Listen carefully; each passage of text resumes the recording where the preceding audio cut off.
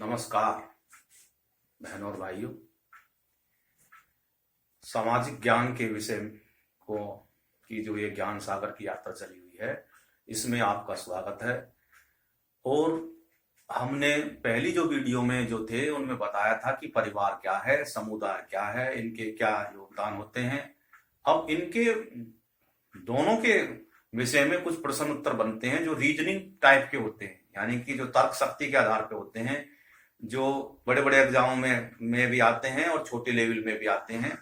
ये सब objective type में इनको बना लेते हैं और सब्जेक्टिव टाइप जो मेन एग्जाम होते हैं उसमें भी आते हैं, और 10वीं 12वीं के जो एग्जाम होते हैं उनमें भी आते हैं। तो हम उनको समझाएंगे किस प्रकार के सवाल बनते हैं और उनको कैसे हल करते हैं। तो सबसे पहले हमारी जो यात्रा थी वो थी परिवार और समुदाय के बारे में। परिवार के बारे में हमने बता दिया, समुदाय के बारे में बता दिया। अब प्रश्न एक बन रहा है कि आप अपने परिवार और पास पड़ोस में किन नियमों का पालन करते हैं, यानी कि आप अपने पास पड़ोस में और अपने परिवार में किन नियमों का पालन करते हैं, ये क्यों महत्वपूर्ण है। तो सबसे पहले तो मैं आपको बता दूं कि जैसे मैंने बताया था कि परिवार जो है वो समाज का आधार है, और अगर आधार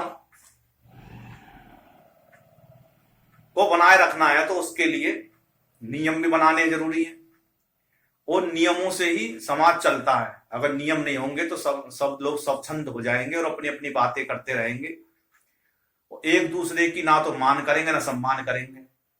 आज के समय में ज्यादातर यही होता आ रहा है कि लोग, क्योंकि भारत के जो विदेश का जो दर्शन है वो भारत पे ज्यादा प्रभाव डाल रहा है, और वे कोशिश भी कर रहे हैं ताकि हम इनको अपने रंग में रंग ले। हमारी जो युवा पीढ़ी है उसमें से 25% के करीब तो उनके रंगों में रंगने लगे, और उसकी जो पहली पीढ़ी है उसके 10% रंगे थे। उसका परिणाम ये हो रहा है कि आज हमारे देश में बहुत सी जगह पे विकृतियां फैलने लगी हैं, जिसका लिव इन रिलेशन जैसे संबंधों का दौर चलने लगा। अभी मैं पढ़ रहा था कि गुड़गांव में की एक घटना हुई है। कोई जो है त्रिपुरा की कोई लड़की बीटेक करती थी यहाँ पे गुरुग्राम सोहना के साइड में, और उनके ऐसे ही अभी बर्बरपूर्ण घटना हुई है उसके साथ में, इस लिव इन के चक्कर में ही। तो ये सब विदेशी कल्चर जो हमारे यहाँ की जो समाज की में विकृता को भोंडापन का नृत्य नाच कर रहे हैं, तो उनसे बचने के लिए हमारे पहले समय के जो है नैतिक मूल्य थे और उसके हमने नियम बनाए थे, समाज ने ही मिलके बनाए थे। भारत के कानून और संविधान भी इनको इजाजत देता है। संविधान में 2 बातें होती हैं, कुछ तो मर्जी होती है, किसी पे निर्बंधन रहते हैं। तो निर्बंधन वाली बातों को तो पढ़ते नहीं है और ना उनका प्रचार प्रसार होता, बस अधिकार की बात सब करने लगते हैं। खैर ये बातें विषय लंबा है। तो पहला प्रश्न का कैसे हल करेंगे कि आप अपने परिवार और पास पड़ोस में किन नियमों का पालन करते हैं। तो पास पड़ोस में और परिवार में नियम क्या होते हैं। सबसे पहला नियम तो ये होता है कि भाई जल्दी सुबह उठा करो, जल्दी सो और सुबह जल्दी उठो। पहला नियम तो ये होता है। दूसरा ये होता है कि साफ सफाई स्वच्छता बरतो, और पास पड़ोस में भी गंदगी मत फैलाओ, ये नियम होता है। तीसरा नियम होता है कि भैया एक दूसरे सामने मिले तो उनके नमस्कार करो, चाहे वो हमारे पास पड़ोस के हैं या बाहर के, जिनको हम जानते भी नहीं है उनसे भी उनका नमस्कार जी। तो उससे क्या है कि हमारे अंदर जो है आदर सत्कार की भावनाएं आती है। तो ये नियम बने हुए होते हैं। दूसरा होता है खान पान के बारे में। खान पान के बारे में ये नियम होता है कि कोई बाहर का भोजन ना खाए, फास्ट फूड से बचे। और तीसरा होता है कि भाई लड़ाई झगड़े से दूर रहें, तेज आवाज में म्यूजिक ना बजाएं, यात्रा करें तो यातायात नियमों का पालन करें।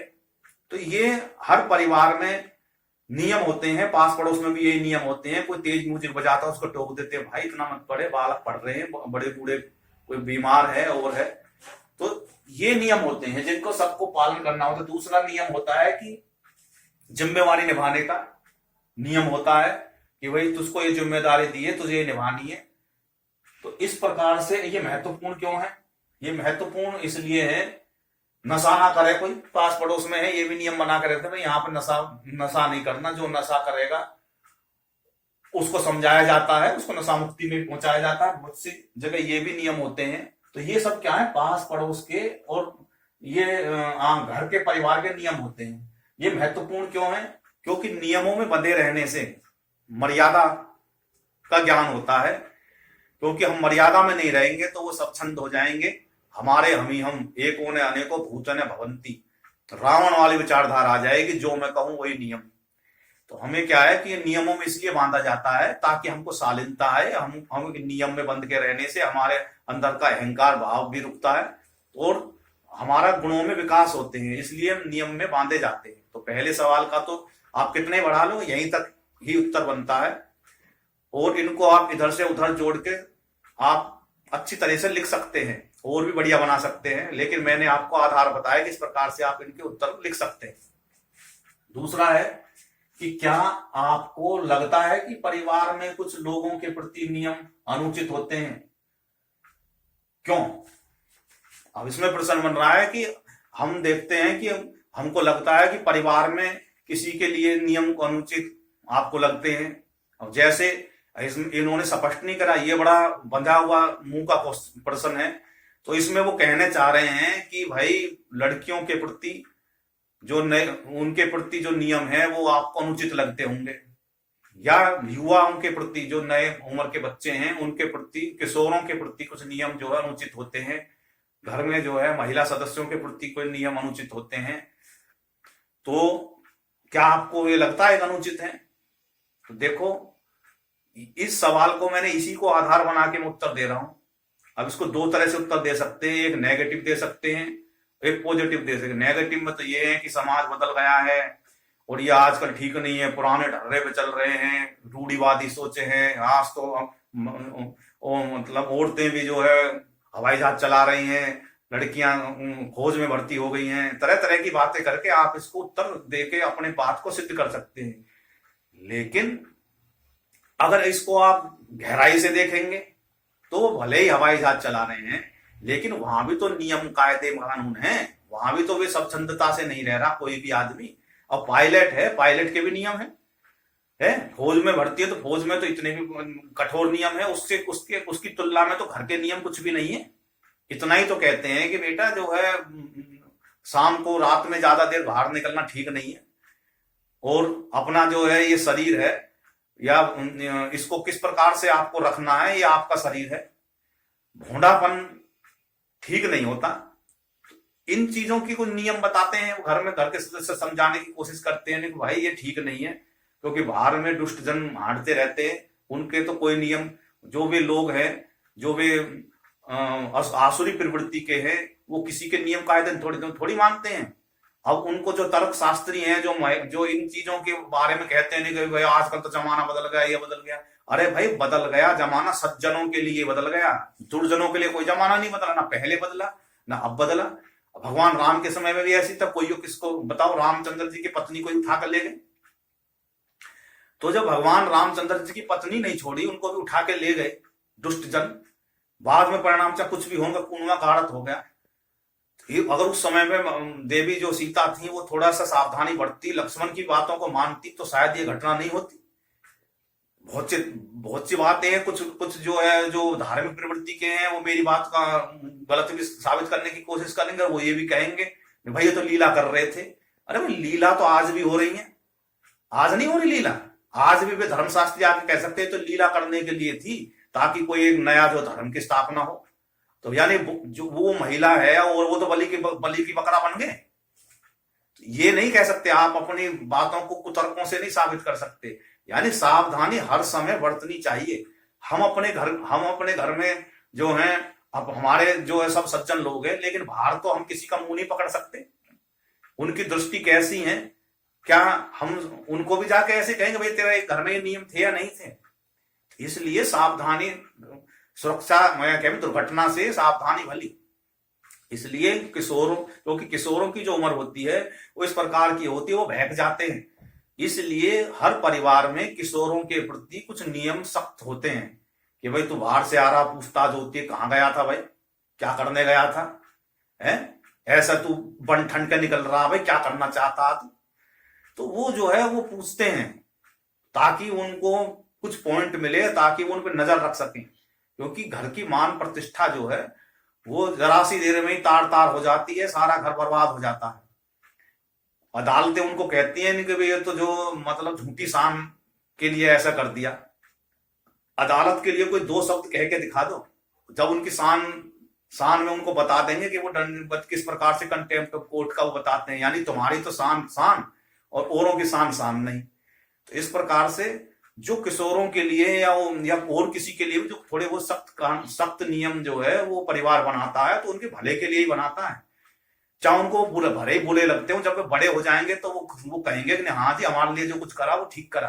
तो इस प्रकार से इसके दो तरह से उत्तर दे सकते हैं, सकारात्मक भी नकारात्मक भी। नकारात्मक दृष्टि से तो मैंने बता दिया, सकारात्मक दृष्टि से ये है कि नहीं वो हमको देखने में बुरा लगता है लेकिन वो नियम ठीक है, हमारी सेफ्टी के लिए बनाए हुए हैं। अब जैसे मोबाइल है, मोबाइलों के लिए वो है कि ज्यादा देर तक नहीं देखो, इसमें तरह तरह की साइटें होती हैं दुनिया भर के, इसमें जो है वो लोग बाग फ्रॉड करने वाले होते हैं, गेमिंग साइट होती हैं जो बर्बाद करके रख देती हैं हमारे वित्तीय संपत्ति को। तो इस प्रकार से जो नियम बनाए गए वो सही है।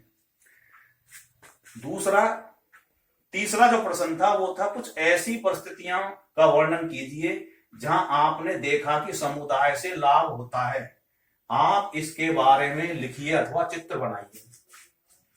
तो ये बड़ा अच्छा क्वेश्चन है, क्योंकि समुदाय के बारे में मैंने पहले बताया था, समुदाय के लाभ भी होते हैं, हानियां भी होती हैं। हानियों के विषय में यहां चर्चा नहीं हो रही, ये कह रहे हैं कि आपने देखा कि जो है कि समुदाय से क्या लाभ होता हुआ आपने आंखों से देखा, इसके बारे में लिखिए। तो देखो समय समय पे आप अखबार पढ़ते हैं तो आपने बहुत सी घटनाएं सामने आ जाती हैं कि कैसे एक समुदाय बना के लोगों ने क्रांति पैदा कर दी। ऐसे ही एक घटना मध्य प्रदेश के झाबुआ कस्बे के आसपास में हुई थी, जहां विकट जल संकट फैल गया था।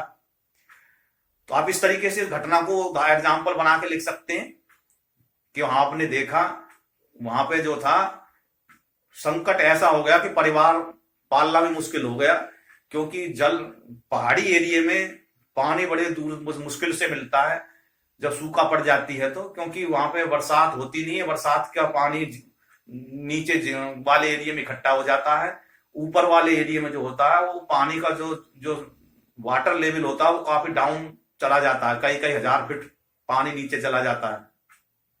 तो इसलिए वहां के लोगों ने मिलके प्लान बनाया कि भाई जो है हम कैसे इस जो है घटना से या परिस्थिति से निकले।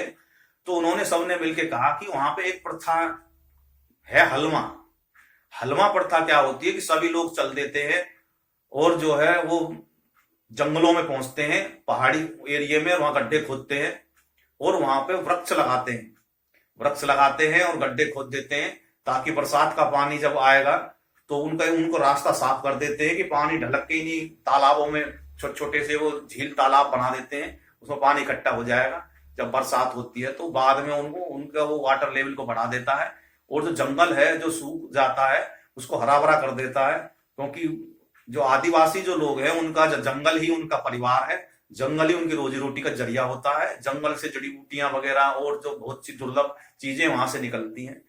तो इस प्रकार से उन्होंने जो है तालाब खोदे, पानी जल से संचय के लिए उन्होंने योजना बनाई, संरचना को तैयार करा और उसमें उन्होंने कोई पैसा नहीं लिया, श्रमदान, फ्री ऑफ कॉस्ट, उसको श्रमदान बोलते हैं, उन्होंने किया।